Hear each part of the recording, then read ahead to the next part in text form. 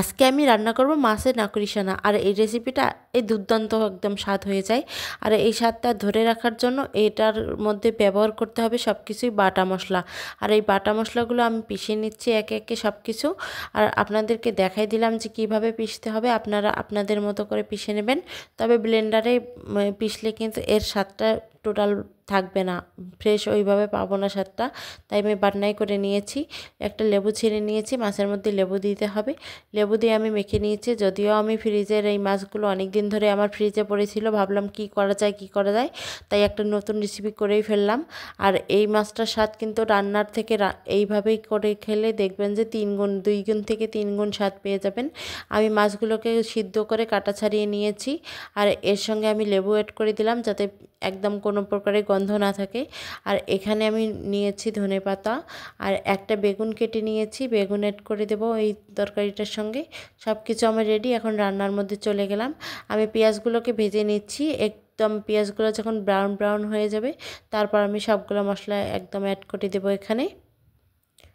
আপনারা চেষ্টা করবেন সবসময় এই রান্নাটাতে বাটা মশলা দিতে। বাটা মশলার স্বাদ কিন্তু অনেক বেশি হয় এই রান্নায়। আমি এখানে মশলাগুলো একটু ভেজে নিয়ে এখানে বেগুনগুলো ভেজে নিচ্ছি।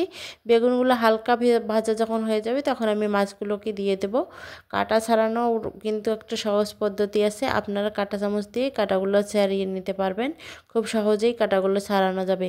আপনারা যে কোনো মাছ দিয়েই করতে পারবেন। আমি আজকে এই ফ্রিজের পড়ে থাকা মাছগুলো দিয়েই করে দেখাচ্ছি আপনাদেরকে। আর এই মাছগুলো অনেক দিন হয়ে গেছে, আমার খেতেও ভালো লাগবে না। আর টাকা দিয়ে যেহেতু কিনেছি আবার এমনি এমনি ফালাই দিতেও ইচ্ছা করে না, সেই জন্য আমি এই প্রসেসিং করে খেলাম। খুবই স্বাদ হয়েছে, খুবই স্বাদ হয়েছে। আপনারাও ট্রাই করে দেখতে পারবেন, অবশ্যই খেয়ে আমাকে জানাবেন, দেখবেন যে কীরকম একটা স্বাদ হয়েছে।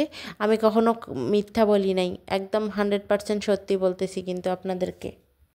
আমি যে রেসিপিগুলো করি আমার নিজের ভালো না লাগলে আমি কখনো আপনাদের সঙ্গে শেয়ার করি না। আমার যেটা ভালো লাগে আমি সেটাই শেয়ার করি আপনাদের সঙ্গে।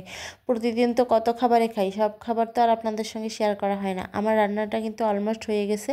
আমি এ পর্যায়ে দিয়ে দিলাম ধনেপাতা। আর একটু আমি এখানে ভাজা ভাজা করে নেব। একটু ভাজা ভাজা করে নিলে এর কালারটা সুন্দর চলে আসবে। আর কালারটা যখন সুন্দর আসবে তখন কিন্তু সবাই খেতে চাবে।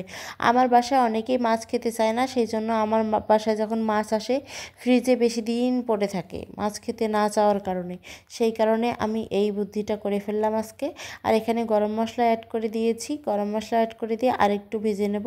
ব্যাস, আমার রান্নাটা কিন্তু শেষ হয়েছে। আর কালারটা আপনারাই দেখতে পাচ্ছেন চোখের সামনে কী রকম একটা কালার হয়েছে। যে মানুষটা কখনো খেতে চায়নি মাছ জীবনেও, সে মানুষটাও কিন্তু এই তরকারিটা হলে, এই খাবারটা হলে একদম ভাত খেতে বসবে।